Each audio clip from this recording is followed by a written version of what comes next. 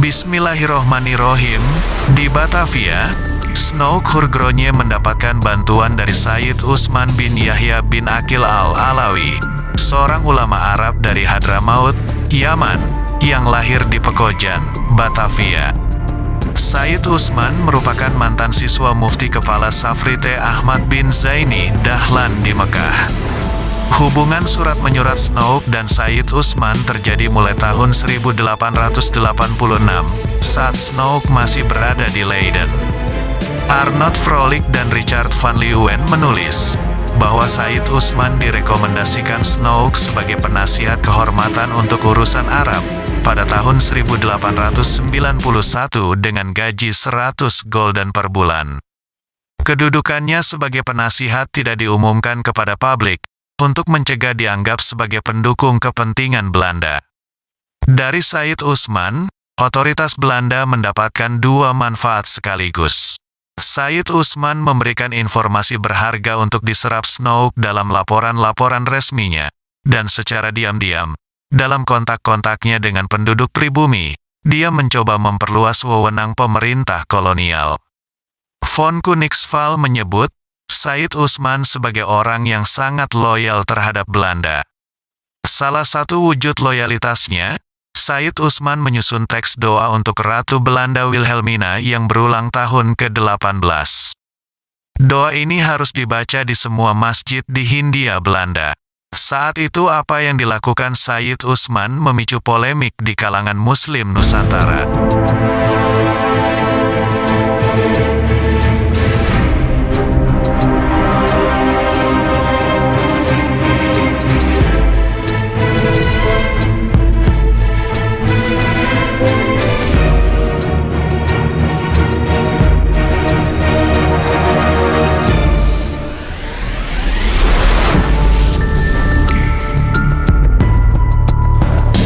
Kita pengen tahu lebih dalam bagaimana sih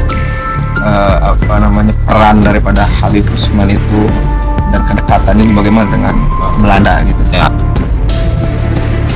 Jadi Habib Utsman itu kan salah seorang ulama ya, seorang ulama yang keilmuannya itu udah pasti dipertanyakan, ahli dalam berbagai bidang, dari fikihnya, dari tafsirnya, dari hadisnya, kemudian dari ada ilmu biografi pun menguasai, itu luar biasa itu Habib Utsman dunia. Kalau bahasa Banten berjaduk gitu ya, jaduk dari sisi keilmuan. Cuman memang beliau kan memiliki kedekatan yang luar biasa dengan beberapa tokoh-tokoh Belanda, tidak hanya dengan Snoek Hurgronje, tapi ada Snoek Hurgronje, kemudian Vandenberg salah satunya, kemudian ada siapa itu, De Goeje, De Goeje, ada surat-suratannya bahkan dengan beliau ya. Jadi karena kedekatan ini, kedekatan Habib Utsman bin Yahya dengan tokoh-tokoh dari Belanda, sehingga mereka itu merasa ada nih yang bisa untuk membantu pemerintahan Belanda di Indonesia, khususnya untuk mengamankan penduduk-penduduk pribumi, itu ya. Makanya beliau itu mendapatkan beberapa, bukan julukan ya, pengangkatan dari sisi apa itu namanya, jabatan gitu ya, jabatannya. Jadi sampai-sampai beliau itu mendapatkan jabatan dari Belanda. Makanya sampai dapat medali segala macam gitu ya. Dekat banget.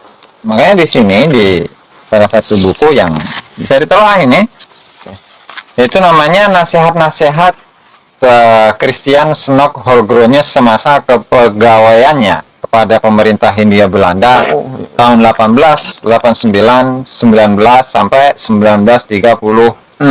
Lama ini kan. Dan di situ banyak surat-suratan beliau dari tahun ke tahun. Di antaranya, ya, ini disebutkan di dalam buku tadi, ya, catatan Snoek Hurgronje semasa kepegawaiannya di Hindia Belanda.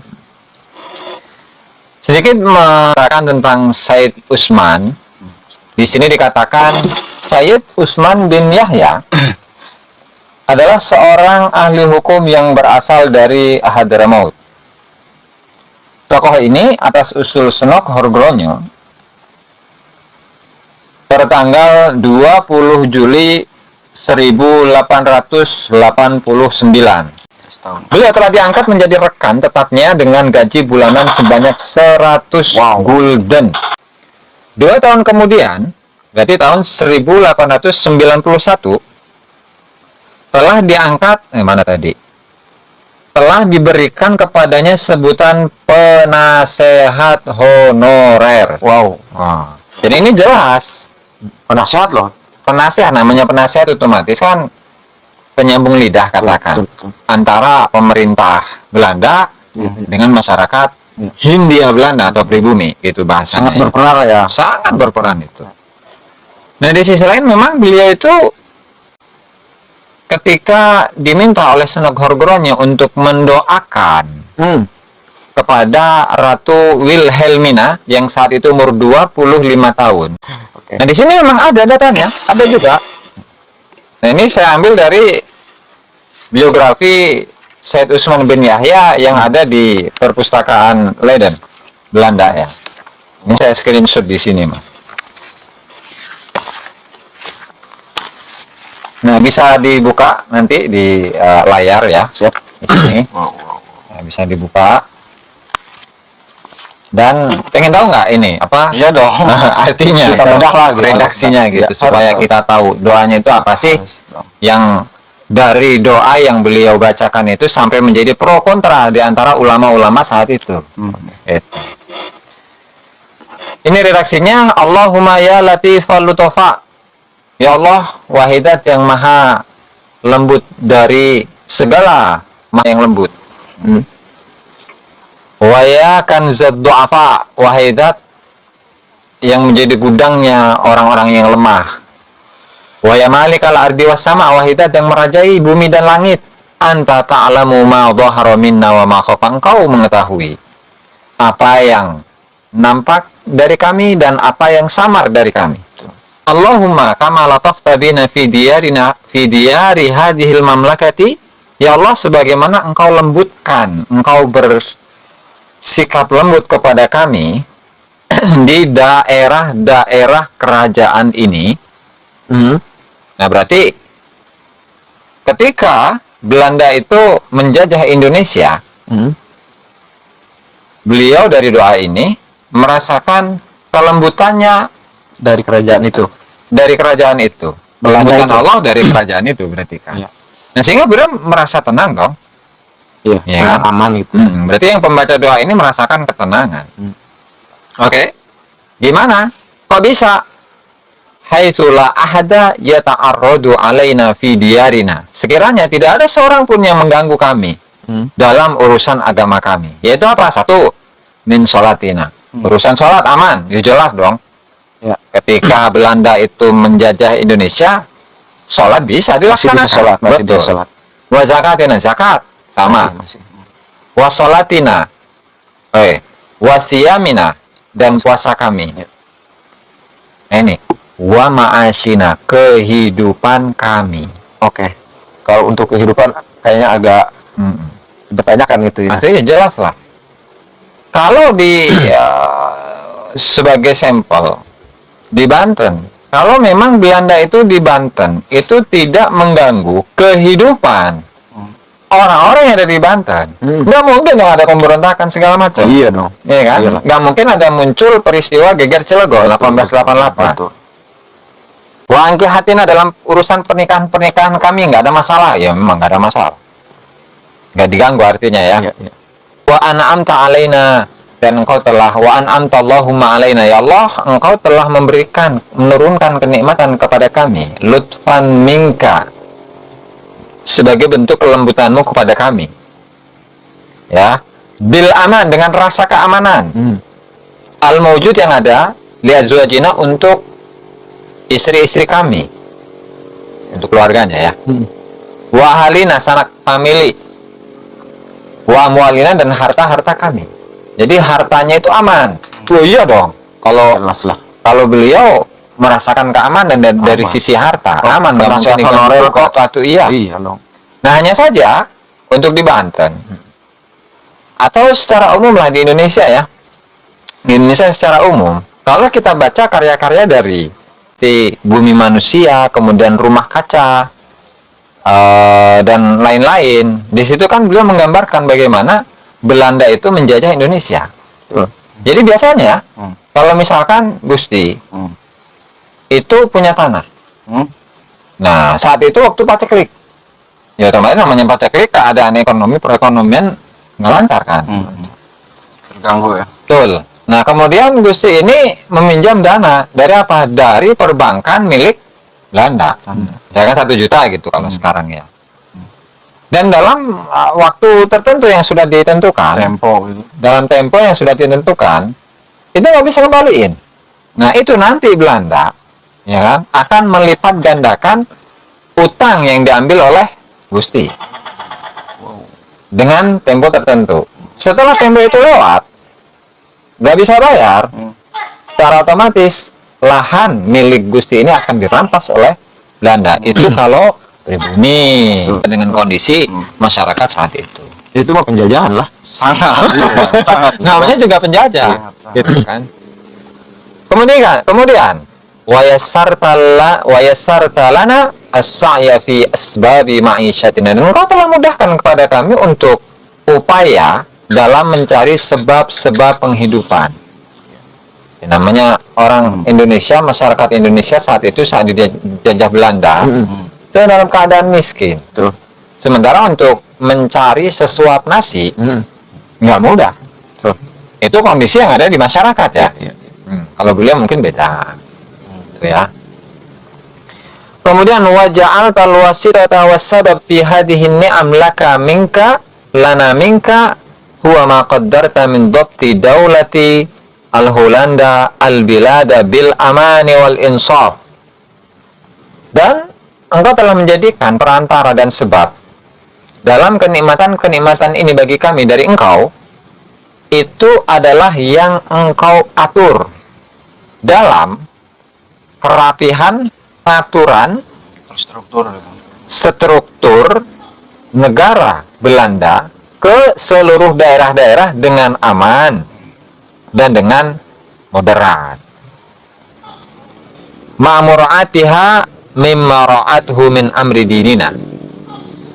Dan penjagaan Belanda itu, ya, atau penjagaan daerah-daerah itu dari segala sesuatu yang telah diupayakan oleh Belanda dalam min amri dinina, dalam atau dari urusan agama kami. Seperti apa? Karena sebiqudatina, seperti pengangkatan kodi kami. Jadi kalau kodi zaman dulu itu namanya adalah penghulu. Jadi penghulu itu adalah orang, katakanlah ahli agamawan, yang dia itu digaji oleh Belanda dan ditugaskan untuk mengurusi urusan-urusan keagamaan di daerahnya masing-masing. Ya. Kemudian wa ijra'i arzaqihim. Rizki-rizki mereka dialirkan oleh Allah Subhanahu wa taala melalui tangan-tangan Belanda. Gitu. Oke. Ya. Selanjutnya wa islahi masajidina, memperbaiki masjid-masjid kami. Oke. Untuk di daerah Betawi mah. Kalau di daerah, di masing-masing daerah mah belum tentu. Kemudian wa adami ta'arrudi li syai'in min umuri dinina, dan juga tidak adanya gangguan sedikit pun dalam urusan-urusan agama kami. Wa anta a'lamu min bidzalika minka, dan kau lebih mengetahui hal itu daripada kami. Nah, sehingga ini yang jadi yang harus digarisbawahi. Apa itu? Fanas'alukallahumma, ya Allah, aku meminta kepadamu mazida ni'ama hadhil altafi minka lana. Ya Allah, kami minta kepadamu tambahnya kenikmatan-kenikmatan yang berupa kelembutan-kelembutan ini darimu untuk kami. Jadi siapa beliau itu ingin atau memohon kepada Allah agar ditambahkan kenikmatan-kenikmatan di balik pemerintahan Belanda. Tuh. Allahumma, selanjutnya Allahumma kama qaddarta, ya Allah sebagaimana engkau atur. Wa ajraita hadhihi ni'am, dan engkau alirkan kenikmatan-kenikmatan ini. Biwasitati hadhihi daulah, lantaran atau dengan perantara pemerintah Belanda ini. Fanas'alukallahumma, maka kami mohon kepadamu ya Allah mukafaatan, balasan liihsaniha, perbuatan baiknya pemerintah Belanda kepada kami. Jadi ketika pemerintahan Belanda itu sedang menjajah Indonesia, itu ingin dibalaskan kebaikan dari Allah Subhanahu wa taala untuk orang Indonesia. Itu emang ya, kepada Allah, ya Allah Belanda ini sudah berbuat baik kepada kami, maka balaslah oleh engkau ya Allah dengan sebaik-baiknya balasan. Ya, kurang lebih artinya seperti itu. Ngerti ya? Lanjut. Anta hufa bisalamati lihadihi ad-daulati wa rijaliha. Ya Allah, semoga engkau meliputkan keselamatan kepada negara ini, pemerintah Belanda ini, dan juga pembesar-pembesar Belanda. Semoga engkau memberikan keselamatan, semoga engkau itu memeratakan keselamatan kepada pemerintah ini dan kepada tokoh-tokohnya. Sangat luar biasa doanya, sangat luar biasa. Watamanna watamunnu laha bitulil hayati al-muhallati bis-sihhatil badaniyah, dan engkau memberikan karunia kepada pemerintah Belanda ini dengan lamanya kehidupan yang dihiasi dengan sehatnya badan. Jadi mendoakan agar tokoh-tokoh Belanda itu diberi panjang umur gitulah. Nah, itu ya. Kemudian wali amlakiha, dan juga kekayaan pemerintah Belanda bil azwaj bil arbah, dengan keuntungan yang berkali lipat, keuntungan duniawi yang berkali lipat. Luar biasa ini doanya, salut. Kemudian wabi mukhabba'atil ardi minal ma'adini wa al-mazari'i an-nabatiyah, dan juga engkau lipat gandakan hasil-hasil bumi atau tambang-tambang bumi, ya, dan juga hasil-hasil dari panen-panen tumbuhan, ya kan, ada tebu kalau di ini kan, kemudian ada rempah-rempah segala macam.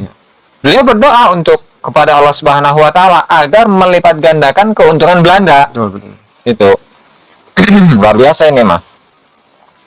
Wa tamanna laha bi husnir riayah, dan engkau memberikan karunia kepada mereka dengan sebaik-baiknya penjagaan. Fi himayatiha, dalam penjagaan mereka. Bi kamalil insaf, dengan sempurnanya sifat moderat. Wa bi husnil ittisaf, dan dengan baiknya sifat.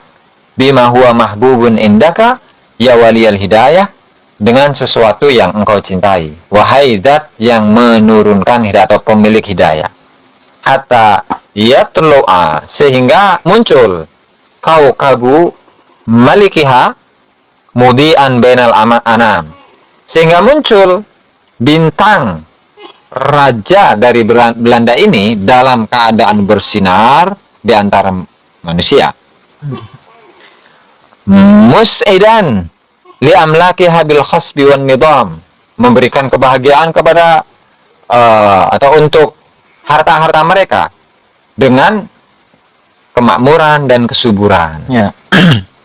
Waliman tahta himayatiha, dan juga bagi orang-orang yang berada di bawah perlindungan Belanda, bisolahi kulli syan, dengan baiknya segala keadaan. Wadawami tilkan ni'am, dan kekalnya kenikmatan tersebut bagi kami ma'as salamati ala dawam, bersamaan dengan keselamatan secara terus menerus. Amin. Ini luar biasa memang doanya ya. Ini doa yang sangat luar biasa. Luar biasa.